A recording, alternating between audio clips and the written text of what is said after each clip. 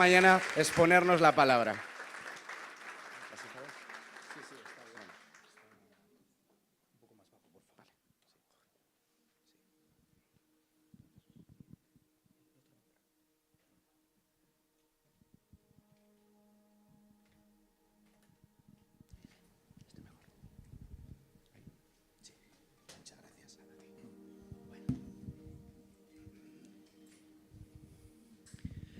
Sí.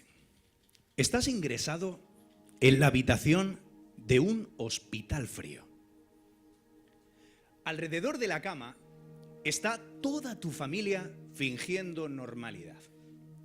Pero hay algo en sus miradas que te dice que algo no anda bien. Tu mujer agarra tu mano con mucha fuerza, pero de repente tus párpados se cierran.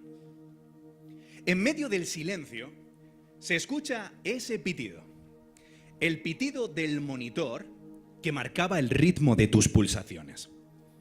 Has muerto. Tu mujer comienza a llorar pensando en lo insoportables que serán sus próximas noches cenando sola y cuando ya no estés al lado izquierdo de su cama. Y tus hijos, aunque ya tienen su vida hecha, se quiebran y se hunden al pensar que su héroe de la niñez ya no volverá a estar con ellos nunca más. Todas las cosas se han quedado como están. Ese libro a medio leer, ese WhatsApp que pensabas contestar mañana, y pasados los días en tu funeral, se empiezan a escuchar las frases propias del lugar. Era un buen hombre. Se van los mejores. Él ya llegó a la meta. Y todo tipo de pésames cliché de quienes bien intencionadamente ignoran que las palabras sobran en ese instante. Pero mientras todos lloran, algo más está ocurriendo. Y no precisamente en este mundo. Al abrir tus ojos, tienes la sensación de haberte despertado de una larga siesta. Como si hubieras recuperado la consciencia después de un accidente. Te sientes pletórico. El dolor de cervicales ya no está. Y en ese momento te sientes tan ágil como cuando tenías 20 años. Al mirar a tu alrededor, empiezas a descubrir que ese paisaje no se puede comparar con nada. Sus colores, sus olores y sonidos no eran tan intensos en la tierra. Pero lo mejor ocurre cuando miras a tu lado. Y no es tu abuelo quien murió cuando eras niño. Y tampoco es ese bebé que tu mujer y tú perdisteis. Es nada menos que Jesús. Y al verlo, descubres que de repente todas las piezas del puzzle encajan y que todo lo sufrido valió la pena. El ateo Stephen Hawking dijo que el cielo sencillamente es un cuento de hadas para aquellas personas que tienen miedo a la oscuridad. Lo que está diciendo Hawking es que él niega al cielo al ser algo que la ciencia pues no puede demostrar, porque vamos a ser francos. A ninguno de los que hoy estamos aquí se nos ha aparecido nuestra tatarabuela desde el más allá para contarnos lo bien pues que se vive en el otro barrio. ¿A qué no?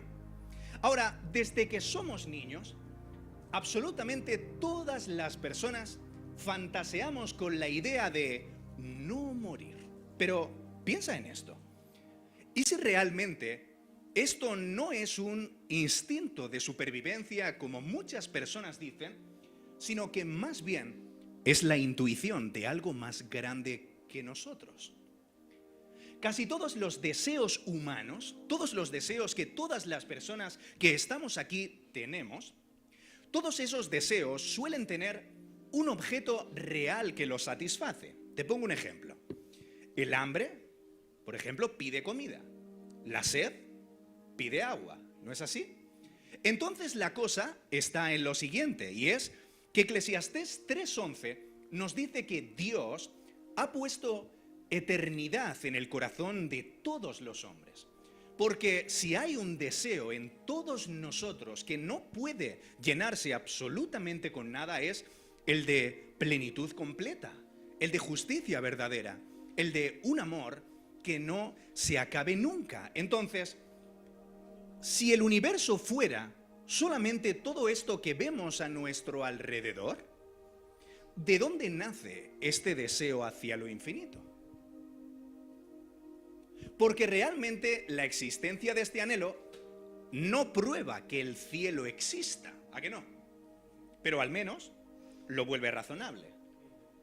Porque ¿y si realmente el deseo del cielo en todos los seres humanos no es sencillamente un placebo psicológico que los seres humanos nos hemos inventado a lo largo de los siglos para poder sobrevivir?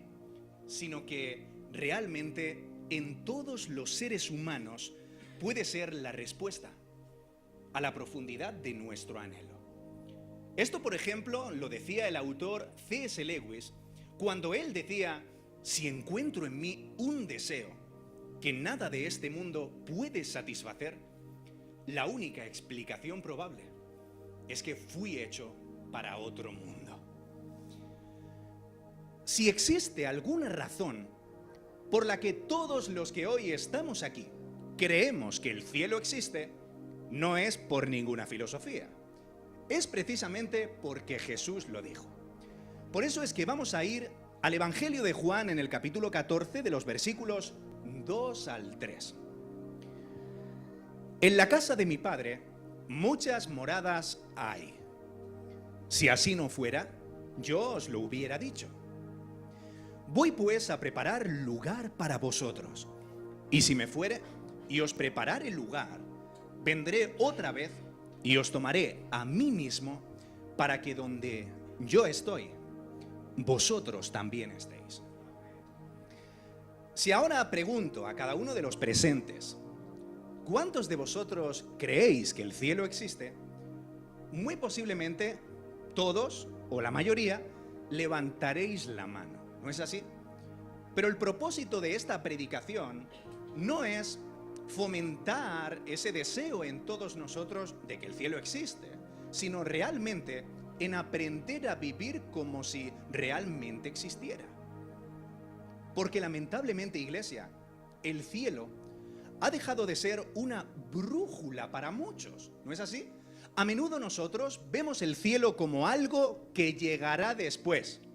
Esto significa, después de graduarte, de comprar tu propia casa, de formar una familia y de tachar una a una de todas las casillas de la agenda de tu vida. Pero, por ejemplo, vemos en Colosenses capítulo 3 y verso 2 cómo la Escritura en esta mañana nos desafía a vivir de forma diferente y nos dice: poned la mira en las cosas de arriba y no en las de la tierra. A menudo, los cristianos del siglo XXI vemos el cielo como los créditos al final de una buena película, ¿no es así? Y en lugar de vivir como peregrinos, vivimos como propietarios, al hacer de este mundo un hogar para el que no estamos hechos, porque verdaderamente solo es un paraje. Y esto de hecho lo dice la Escritura en Hebreos capítulo 13 y verso 14, cuando escribe: porque no tenemos aquí una ciudad permanente, sino que buscamos la porvenir. Porque si el cielo no existe, si nosotros sacamos el cielo de la ecuación de nuestras vidas cristianas, sencillamente el presente se vuelve insoportable, el futuro se vuelve incierto, y la fe sencillamente es una herramienta más. Esto significa que sin eternidad, si la eternidad no existe, ¿qué es lo que ocurre? Pues que todo el peso de la existencia se inclina hacia el ahora. Y entonces nuestras vidas solamente son como un lapso del hospital al cementerio. Es decir, si nosotros sacamos el cielo de nuestro concepto del cristianismo, esto significa que es algo parecido a vivir como cuando compras algo sin garantía. ¿Esto qué quiere decir? Que lo usas sabiendo que si se rompe, nadie te devolverá el dinero. No importa lo que sufriste, nadie te consolará después. No importa lo que perdiste, nadie te lo devolverá. Y la fe sencillamente es una herramienta más, es decir, un calmante emocional. Oye, mientras funcione aquí, pues podemos ir tirando. Pero realmente, ¿qué es el cielo? Todos los que estamos aquí tenemos una imagen diferente de lo que es. Entonces, para empezar a hablar de lo que es el cielo, pienso que sería mucho más conveniente empezar a hablar de lo que no es. ¿Vale? El cielo, en primer lugar, no es el cielo de los Simpson, en el que chasqueas tus dedos y aparece un ángel sirviéndote marisco. El cielo de las Escrituras no tiene absolutamente nada que ver con un todo incluido eterno o con un parque de atracciones temático infinito, porque si anhelas eso, no estás anhelando el cielo de las Escrituras, sencillamente estás anhelando un resort en las Bahamas. ¿No es así? Estás anhelando unas vacaciones eternas. Y la razón por la que en muchas ocasiones ignoramos el cielo de las Escrituras nos lleva a pensar cosas como que el cielo será aburrido. ¿No es así? En muchas ocasiones pensamos esto. Vamos a ver. Una eternidad adorando a Dios cuando ni tan siquiera soy capaz de orar 10 minutos sin distraerme. ¿No es así? En muchas ocasiones pensamos que el cielo tiene que ver con un chiquipar para adultos. ¿No es así? Ningún bar abierto y ninguna de las cosas que hacen la vida en la tierra tan emocionante. En muchas ocasiones pensamos que el cielo será como un lunes infinito. Y claro, nosotros echamos las cuentas y sentimos que no nos renta demasiado tiempo con demasiado poco. ¿No es así? Pero ¿sabes que las personas que piensan esto sobre el cielo están diciendo lo siguiente? No encuentro nada lo suficientemente satisfactorio en Dios como para poder ser satisfecho infinitamente. Eso es lo que están pensando. Porque, por ejemplo, ¿cuándo empieza el aburrimiento en cualquier cosa? Pues el aburrimiento suele empezar cuando se acaba la sorpresa. Por ejemplo, tu canción favorita, esa canción que escuchas todas las mañanas antes de salir a trabajar o en el coche. El primer impacto es emocionante, pero ¿qué ocurre cuando la escuchas 1000 veces seguidas? Pues que el impacto disminuye. Ahora, ¿esto realmente ocurre así con Dios?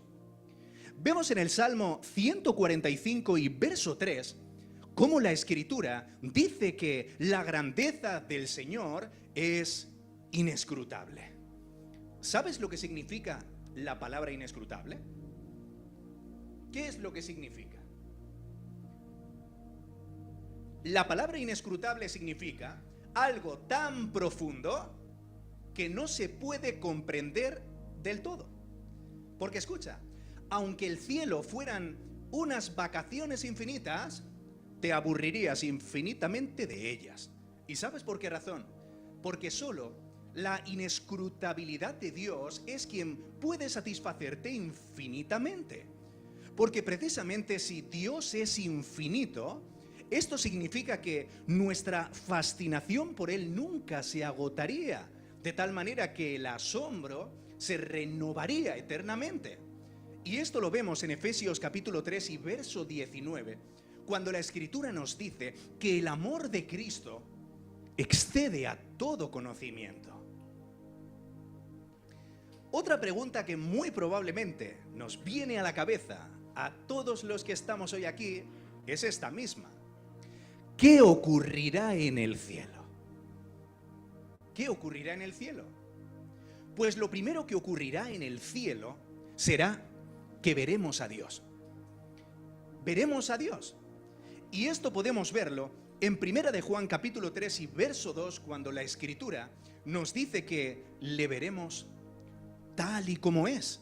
Y que Apocalipsis 22:4 nos dice, verán su rostro.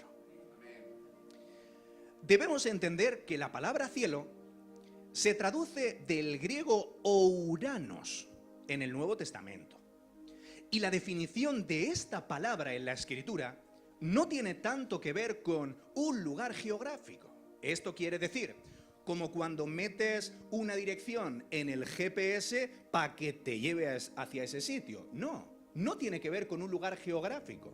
Tiene que ver con una manera de hablar para comprender la realidad espiritual de Dios frente al mundo físico que nos distancia. Esto quiere decir, es jerga, es un lenguaje, es una manera de categorizar a Dios, es una manera de que nosotros, los seres humanos, que tenemos un conocimiento limitado, podamos comprenderlo. Dicho de otro modo, la Escritura, al hablar del cielo, sencillamente está haciendo una separación entre Dios y el hombre. Dicho de otro modo, Dios está allí y tú estás aquí. La palabra cielo solamente quiere darnos a entender que ambos habitamos en esferas diferentes.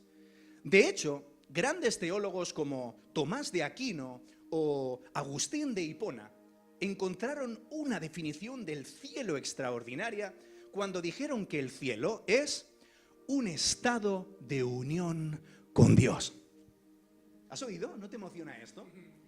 Un estado de unión con Dios. Y esto quiere decir que el cielo no es cielo por su belleza. El cielo no es cielo por todo lo que pueda ser asombroso para nosotros y que pueda contener ese lugar. El cielo es cielo porque la presencia de Dios invade cada rincón de él. Porque si Dios no estuviera allí, esto significa que el cielo dejaría de ser cielo. De hecho, Salomón expresa bien lo que sería el cielo, y esto podemos verlo en Primera de Reyes 8:30, cuando la Escritura nos dice: cuando oren en este lugar, también tú lo oirás, ¿dónde? En el lugar de tu morada en los cielos. Aquí Salomón nos está diciendo que el cielo sencillamente es la morada de Dios. La pregunta que hoy tengo para ti es esta: ¿qué es lo que hace el cielo algo deseable para ti? ¿Por qué razón deseas el cielo? ¿Por qué querrías ir allí? Es decir, si en el cielo no existiera ningún placer, excepto el de estar con Dios eternamente, ¿seguirías anhelando ir? ¿Seguiríamos anhelando ir? El autor Stephen Charnock dice: el cielo es nada menos que el disfrute de Dios mismo. La segunda cosa que ocurrirá en el cielo es algo fascinante para mí. Y es que en el cielo nos uniremos con Cristo. Hemos estado toda nuestra vida esforzándonos por renunciar a todas las tentaciones que nos asediaban en el camino. Hemos estado toda nuestra vida tratando de esforzarnos arduamente por leer las Escrituras, por conocerle más. No hay una cosa que pueda desear en este mundo más que estar con Jesús, que ver sus ojos, que sentir su abrazo. Escucha bien, y en ese momento, cuando tú experimentes o contactes piel con Jesús, cuando por primera vez pueda abrazarte, todos tus pesares, todas tus tristezas, todo lo que en este mundo has sufrido, todas tus deficiencias, todo lo mal que lo has pasado va a ser compensado, todo va a tener sentido, todas las piezas del puzzle van a encajar cuando veamos a Jesús. Juan 17:24 nos dice que donde yo estoy, vosotros también estéis conmigo. Colosenses capítulo 3 y verso 4 nos dice: cuando Cristo se manifieste, entonces vosotros también seréis manifestados en gloria. Romanos 8:17 nos dice que somos herederos de Dios y coherederos con Cristo. Y Efesios 2:6 nos dice que nos hizo sentar en lugares celestiales con Cristo.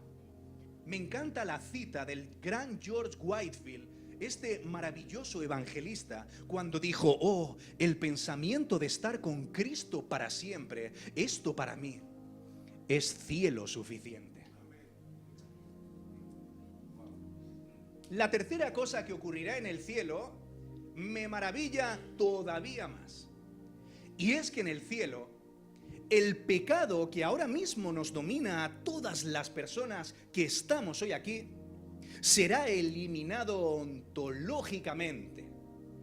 La ontología es aquello que corresponde al ser, ¿entiendes? Al ser. No habla de nuestra finalidad como ser humanos o del propósito que nosotros tenemos en esta vida, sino habla de lo que somos, nuestra naturaleza.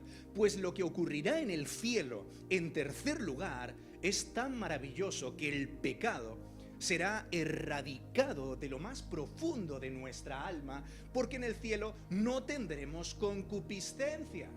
¿Y qué es la concupiscencia? Podríamos definirla como la sede del mal, la base de operaciones y el control remoto de todos nuestros deseos pecaminosos. ¿Entiendes? Eso es lo que será el cielo sin todo este peso de pecado que los seres humanos tenemos hasta el día de nuestra muerte. Esto lo vemos en Hebreos capítulo 12 y verso 13, cuando la Escritura dice que los espíritus de los justos serán hechos perfectos y que primera de Juan capítulo 3 de los versos 2 al 5 seremos semejantes a Él. Una pregunta. ¿Dónde surgió el pecado en el ser humano? ¿Dónde? Hablo en el ser humano. En el cielo no ocurrió en el ser humano por el hecho de que Luzbel no era un ser humano. Entonces, el pecado en todos nosotros entró cuando estábamos en el jardín del Edén y recibimos esa tentación a la que nosotros sucumbimos voluntariamente. ¿Y por qué razón sucumbimos voluntariamente? Porque teníamos una voluntad libre como para hacerlo. ¿Entendéis, no? Es decir, el pecado surge del libre albedrío. Ahora, segunda pregunta. Venga, entonces, al tener libre albedrío, ¿habrá posibilidad de pecar de nuevo? ¿Sí o no? ¿Habrá posibilidad de pecar en el cielo? Si entonces nosotros seremos libres, podremos escoger si hacer el mal o rechazarlo. ¿No es así? Bueno, pues no tendremos la posibilidad de pecar en el cielo. Entonces, tercera pregunta. Si no podemos pecar en el cielo, ¿significa que no tenemos libertad de hacerlo? En primer lugar, considero que tenemos que definir lo que es el libre albedrío. ¿Qué es el libre albedrío? El libre albedrío no significa poder hacer el mal. El libre albedrío significa poder elegir si hacerlo. Y te pongo un ejemplo. ¿Dios puede pecar? ¿Sí o no? ¿Dios puede pecar? Probablemente todos responderemos que no en coro. Y precisamente tenéis razón, porque la Escritura dice en Hebreos 6:18 que es imposible que Dios mienta. Entonces estamos viendo que Dios está sometido a una imposibilidad. ¿Esto qué quiere decir? ¿Que entonces Dios no tiene libre albedrío?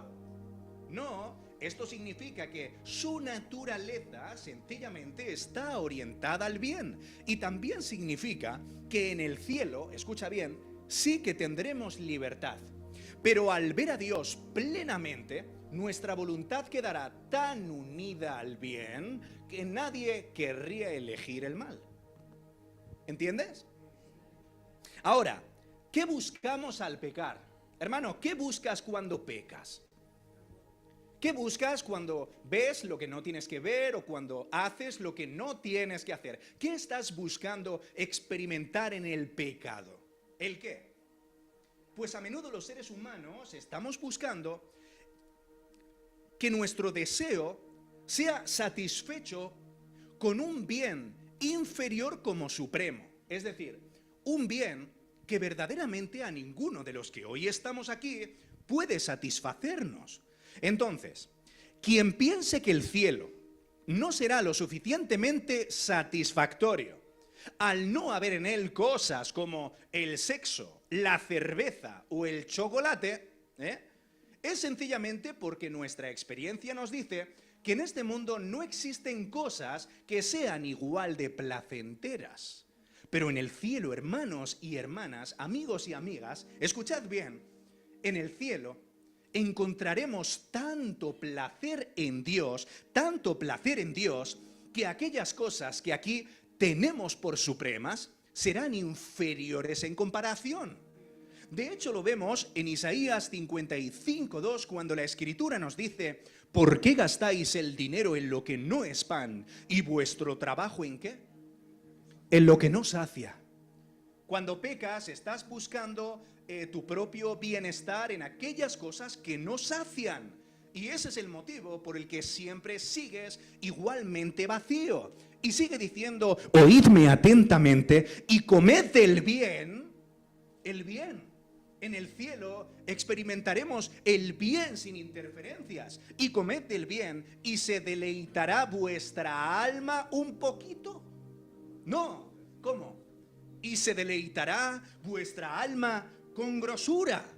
Lo que aquí nos está diciendo el profeta Isaías, estate atento ahora, es que sencillamente en el cielo estaremos tan satisfechos, unidos a ese bien supremo, que cualquier bien inferior no supondrá ninguna tentación para nosotros.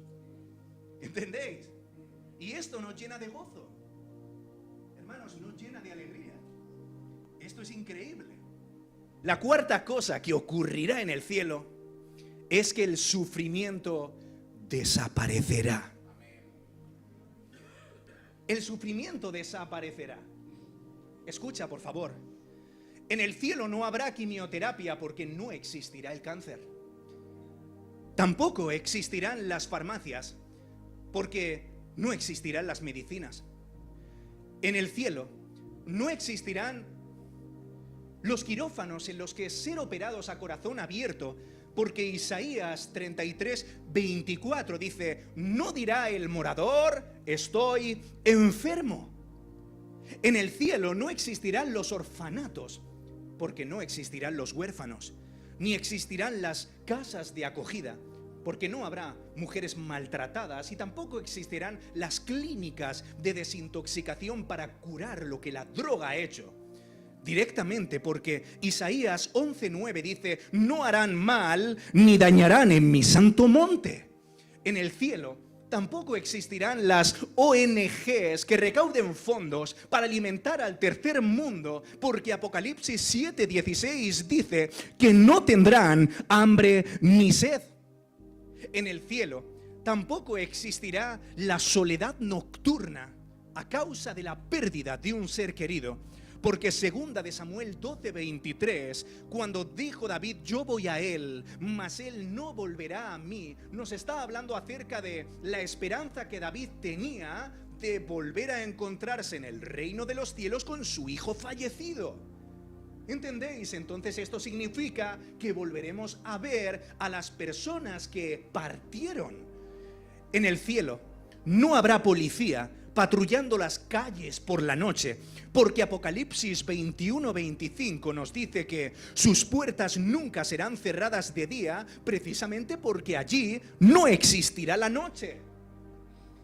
Entonces tampoco existirán las guerras, precisamente porque Isaías 2:4 dice que no alzará espada nación contra nación. Tampoco existirán las personas ciegas, sordas o paralíticas. Y entonces la 11 entrará en quiebra, precisamente porque Isaías 35 del 5 al 6 nos dice: los ojos de los ciegos serán abiertos, los oídos de los sordos se abrirán, entonces el cojo saltará como un ciervo. En el cielo tampoco existirán los abortos y tampoco los niños que mueran injustamente, porque Isaías 65:20 nos dice que allí no habrá niño que muera de pocos días. En el cielo, querido amigo, que hoy has venido aquí en depresión, tampoco existirá la depresión, porque Isaías 35:10 nos dice que obtendrán gozo y alegría y huirán la tristeza y el gemido. Y Apocalipsis 21 del 3 al 4 dice que Dios mismo enjuagará toda lágrima de los ojos de ellos, y ya no habrá muerte, llanto, clamor y sufrimiento.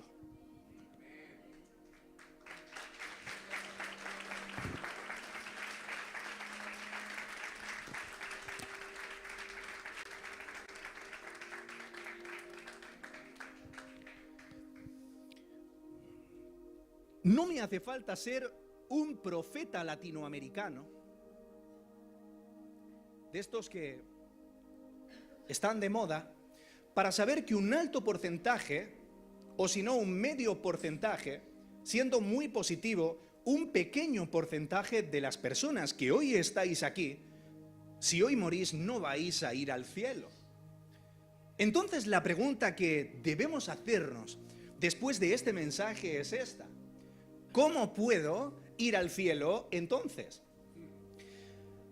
¿Sabías que en el mundo existen unas 4.200 religiones y que cada una de ellas ofrece un Dios distinto? De hecho, los musulmanes ofrecen el Jannah, los judíos el Olam Abba, los hindúes el Svarga y los budistas el Sukhavati.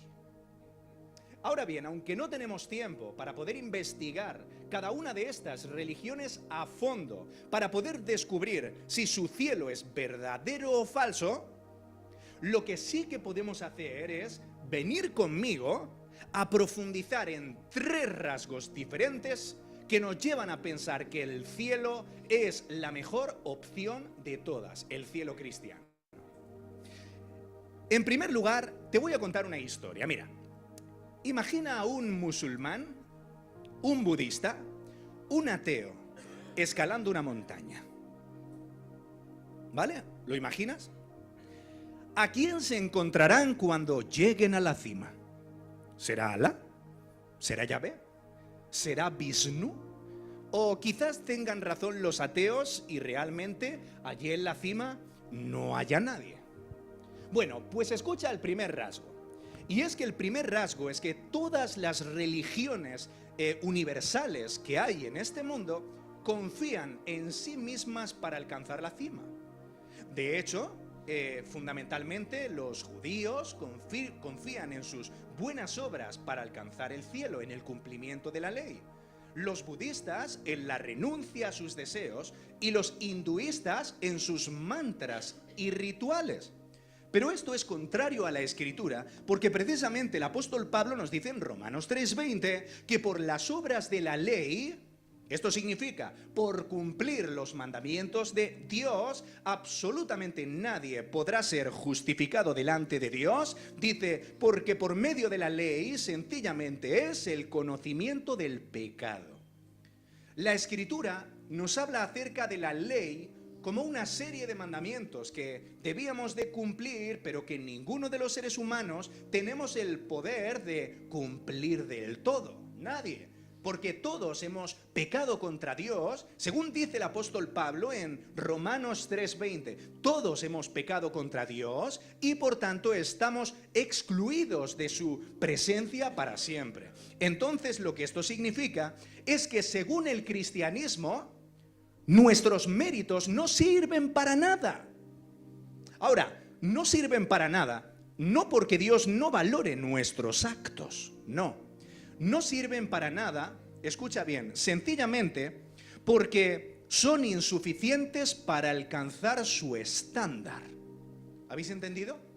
Ninguno de los seres humanos hemos podido llegar al estándar de justicia y obediencia que Dios impuso para el ser humano. Y aquí podríamos decir que la cima es demasiado alta como para subir trepando. Vamos a hacer un paréntesis aquí. Pudiera parecer que el cielo es algo opcional, ¿no es así? Como una excursión del cole a la que si quieres no vas y no sucede nada. ¿A que sí? Pero ¿sabes lo que nos dice la Escritura en el Evangelio de Juan 3:36? Nos dice algo aterrador. Y es que el que cree en el Hijo tiene vida eterna, pero el que rehúsa creer en el Hijo, dice, no verá la vida, sino que la ira de Dios está sobre él. En muchas ocasiones pensamos que subir a la montaña es algo opcional, pero ¿sabes lo que es? La única escapatoria del precipicio que hay abajo. ¿Has entendido? Es la única escapatoria del precipicio que hay abajo. Jesús habló más de 25 veces acerca del infierno en los evangelios. No sé cuál puede ser la idea que tengas del infierno. Quizás sencillamente te guías por las famosas pinturas donde lo presentan muy oscuro y con grandes llamas de fuego y personas que están gritando. ¿No es así? Pero no sé si el cielo realmente puede ser así o no. Pero lo que sí que puedo saber es que si hemos dicho que el cielo es, ¿qué es el cielo? La comunión directa con Dios, ¿qué es el infierno? La exclusión total del mismo, ¿no? En segundo lugar, el rasgo que puede hacer al cristianismo una religión distinta se centra en la persona de Jesús. ¿Qué distingue a Jesús de Nazaret? Algo característico en Jesús es que Él fue el único líder religioso que dijo ser Dios en más de 40 ocasiones diferentes. De hecho, Krishna, Mahoma, Confucio o Buda sencillamente hablaron de un camino. Sus religiones sencillamente nos guían hacia el camino para que seamos nosotros mismos quienes encontremos la verdad. Pero sin embargo, Jesús no habló de un camino. Él afirmó serlo cuando dijo en el Evangelio de Juan, dijo, porque yo soy el camino, la verdad y la vida, y nadie viene al Padre si no es por mí. Y no sé si en esta mañana eres una persona salva, no sé si en esta mañana sencillamente eres un cristiano cultural que has venido a acompañar a tu madre a esta iglesia, o no sé si eres una persona que religiosamente tradicional, no lo sé. Pero escucha, sea lo que sea, Jesús está diciendo que es Dios y solo tenemos dos opciones. Jesús es Dios o no lo es, pero no puede ser las dos cosas al mismo tiempo. Entonces, si Jesús es Dios, si realmente es quien dijo ser, hoy tenemos que tomar una decisión radical y no sencillamente ser neutrales frente a esto. Y en tercer lugar, Jesús llegó a la cima por nosotros. Jesús llegó a la cima por nosotros. Mientras todas las religiones tratan de escalar la montaña a través de sus rituales ciegos, sin embargo, Jesús llegó a la cima por nosotros. Y es Él mismo quien arroja una cuerda y nos sube hasta arriba. Es Jesús. ¿Y cómo lo hizo? A través de su vida. Una vida perfecta, obedeciendo todos los mandamientos que nosotros no podemos a través de nuestro esfuerzo humano, de nuestra educación o sencillamente de nuestra religión. En segundo lugar, lo que Él hizo es murió por todos nosotros como el pago por cada uno de los pecados del ser humano. Es decir, que en la cruz Jesús fue tratado como cada uno de los presentes en esta sala merecimos ser tratados para que a cambio nosotros seamos completamente justificados por sus obras. De tal modo que ahora Dios nos mira a través de las lentes de su Hijo. ¿Entendéis? Y en tercer lugar, ¿sabes cuál es la razón por la que cada uno de nosotros no experimentaremos la muerte eterna? Porque Jesucristo la venció, resucitando al tercer día de los muertos, a tal punto que hoy Jesús nos da la solución para poder ir al cielo. Y no te quiero ofrecer unos cuantos tips prácticos para que puedas mejorar tu moral. Sencillamente, quiero lanzarte una de las promesas más esperanzadoras que escucharás jamás. Y esto se encuentra en Juan capítulo 11 y verso 25, cuando Jesús nos dijo, yo soy la resurrección y la vida. Y el que cree en mí, solo basta con creer, el que cree en mí, aunque esté muerto, vivirá. Vamos a orar, ponte en pie. Vamos a orar, hermanos. Vamos a orar. Señor, vamos a orar. Te damos muchísimas gracias, Dios, porque tú has revelado el Evangelio a nuestra vida.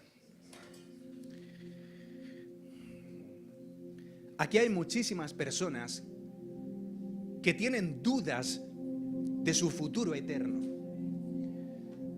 Hay muchísimas personas, Señor, que dudan de si irán al cielo porque no tienen clara si su salvación será segura. Ellos piensan que no se han ganado el ticket para poder pasar allí, porque sienten que son cristianos inconstantes, porque siempre andan en tibieza o porque piensan que no se lo merecen. Pero hoy, Señor, te doy muchísimas gracias porque tu palabra precisamente nos ha hablado acerca de esto. Que nosotros no podemos recibir el cielo a través de nuestros méritos humanos, sino que es un regalo gratuito que se obtiene por la fe en Jesús. Te suplico, Señor, que esta verdad pueda sacudir la conciencia de todos mis hermanos. Que a partir de hoy, la religiosidad que ha sido heredada en nosotros, Dios mío, por una cultura religiosa, pueda salir de nosotros y que podamos recibir la verdad de tu evangelio libertador. Dios, te suplico por todas estas personas que tienen miedo a la muerte, por estas personas que no saben si irán a parar allí.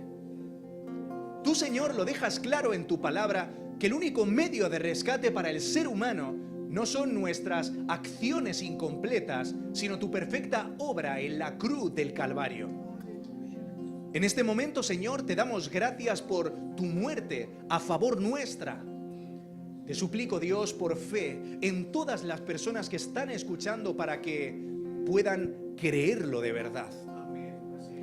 En esta mañana me gustaría hacer una oración por todas las personas que sentís que no habéis sido salvadas todavía, o sencillamente por estas personas que queréis comenzar a vivir la esencia del cristianismo puro, un cristianismo que no se centra en lo material, un cristianismo que se trata del desprendimiento.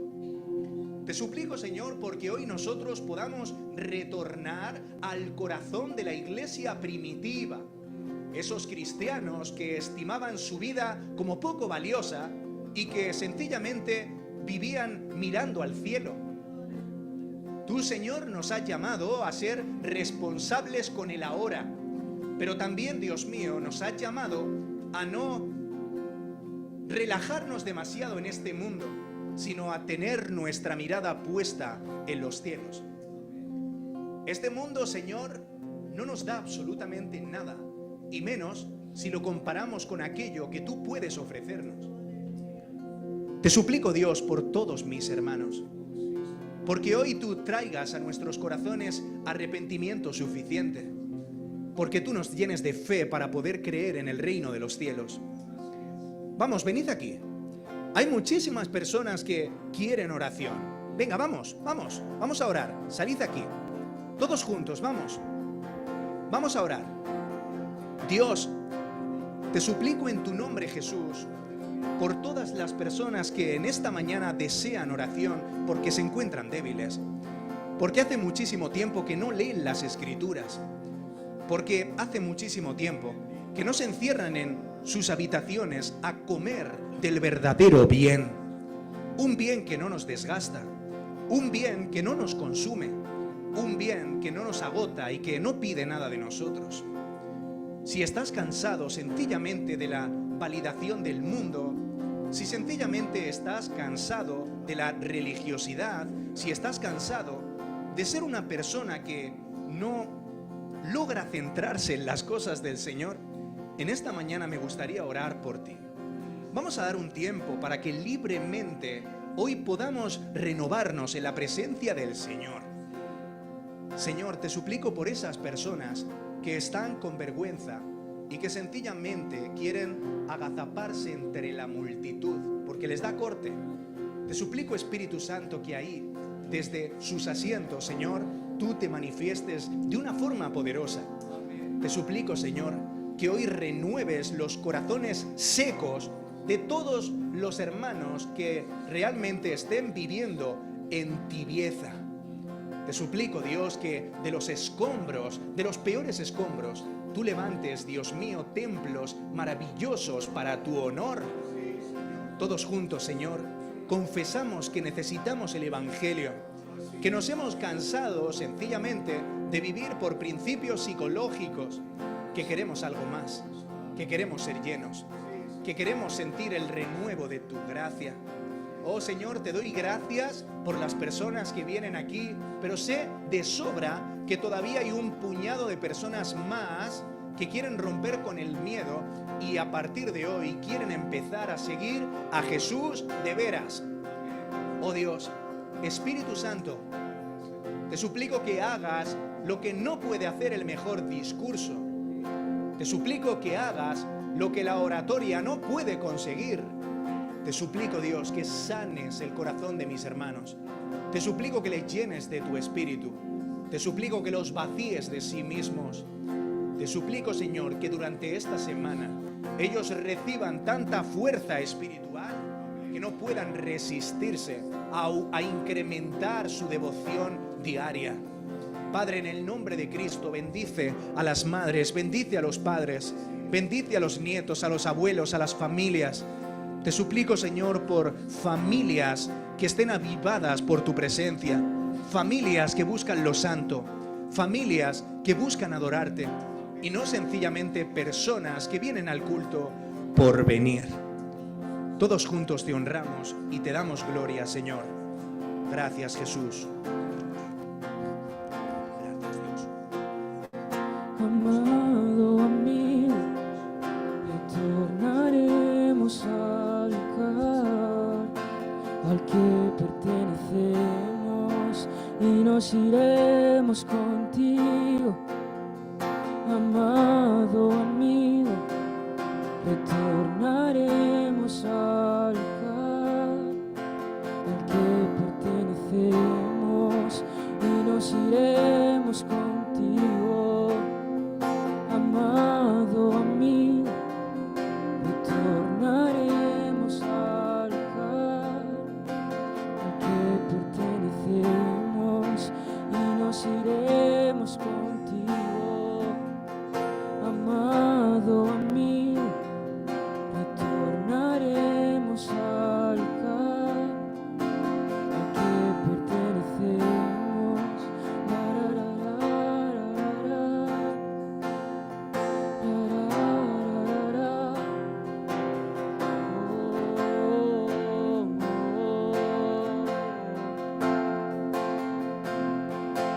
Y nos iremos contigo.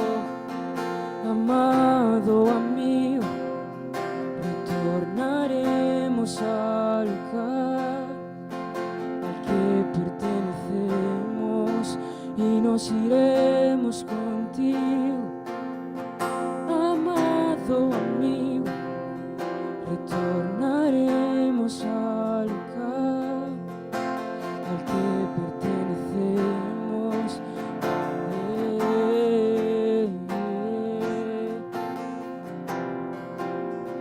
Queremos regresar a ese lugar. Queremos regresar a ese lugar. Solo estar contigo. Solo estar contigo.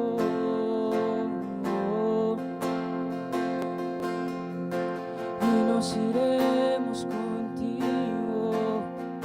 Amado amigo, retornaremos al lugar al que pertenecemos y nos iremos contigo. Amado amigo, retornaremos al lugar al que pertenecemos y nos iremos contigo. Amado amigo, retornaremos al lugar al que pertenecemos y nos iremos contigo.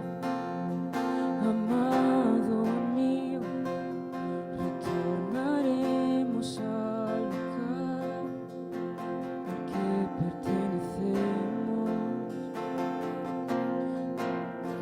Queremos regresar a ese lugar, solo a ese lugar. Oh,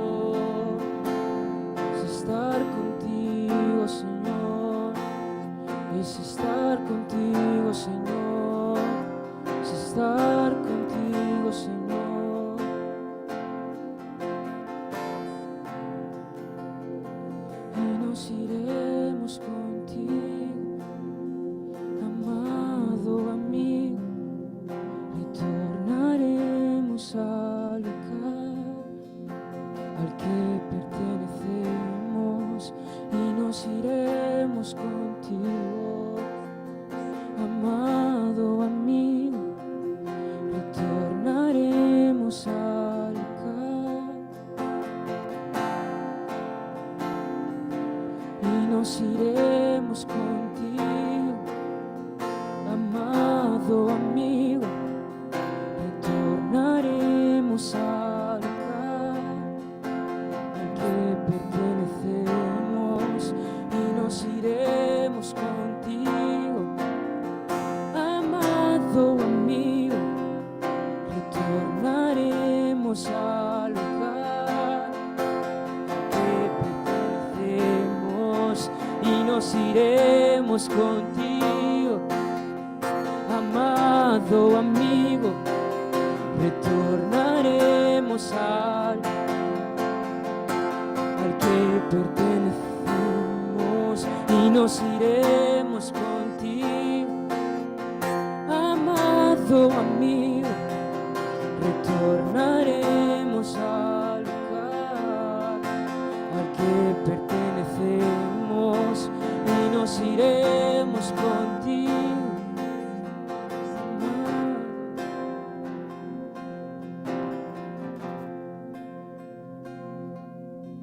Gracias, Jesús. Te damos infinitas gracias, Señor, por lo que tú has hecho hoy en esta reunión. Te doy gracias, Señor, por todas las personas que están aquí, Dios. Por las personas a las que hoy tú has enamorado con la peculiaridad de tu amor de Padre. El amor de Padre no se cansa cuando haces el mal. El amor de Padre no depende de tu actitud o de cómo seas. El amor de Padre no depende de que tú hayas hecho las cosas mal o le des la espalda o le traiciones o llegues tarde a casa. ¿Sabes de qué depende el amor de Padre? De su amor, exclusivamente de su amor. Porque las Escrituras dicen en la carta de Juan que Dios es amor. ¿Y sabes lo que esto significa? Que no existe nada que puedas hacer para cambiar esta condición innata que forma parte de su naturaleza divina. Dios es amor. Y esto significa que tienes que empezar a verte a ti mismo no como un empleado del reino de Dios, ni como un trabajador, ni como un sirviente. Tienes que empezar a sentirte como un hijo. Te suplico, Padre, que la revelación, Señor, de ser hijos venga a cada uno de nosotros. Y ahí ya no importará lo mucho que haya que hacer, el cansancio, la tibieza, la religiosidad o las excusas. Ahí sencillamente importará que no podemos resistirnos a venir a tu presencia porque te echamos de menos. Ponen todos mis hermanos que están fríos el sentimiento de echarte de menos. Que esta semana, cuando estén en sus trabajos, digan: echo de menos al Señor. Cuando estén en sus empresas, que digan: echo de menos al Señor. Que cuando estén en sus trabajos digan: le echo de menos, quiero irme a mi habitación a buscar al Señor en adoración. Te suplico, Padre, que en esta semana tú lo hagas y plantes bandera de victoria en el corazón de todos mis hermanos. Y juntos, con convicción pura, todos juntos te damos un aplauso de agradecimiento, de honra y de adoración. Dios os bendiga.